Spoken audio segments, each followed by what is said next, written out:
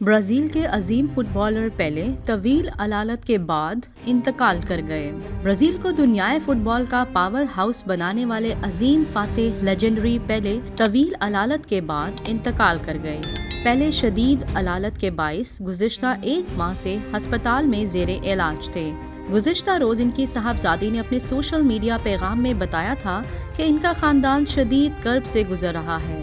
انتقال کے وقت پیلے کی عمر 82 سال تھی۔ وہ کینسر کے مرض میں مبتلا ہونے کے باعث گزشتہ کافی عرصے سے علیل تھے۔ ایک ماہ قبل حالت بگڑنے پر انہیں ساؤ پولو کے ہسپتال منتقل کیا گیا، جہاں وہ ایک ماہ تک زیر علاج رہنے کے بعد انتقال کر گئے۔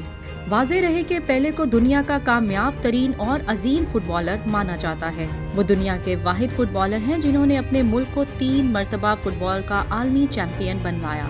16 سال کی عمر میں برازیل کی قومی ٹیم کا حصہ بننے والے پیلے نے اپنے ملک کو سن 1958، سن 1962 اور سن 1970 کے عالمی کپ جتوائے تھے۔ عظیم فٹ بالر نے ریکارڈ 1300 میچز میں حصہ لیا۔ ان کی جانب سے قائم کیے گئے کئی ایسے ریکارڈ ہیں جو آج تک دنیا میں کوئی دوسرا فٹ بالر توڑ نہیں سکا۔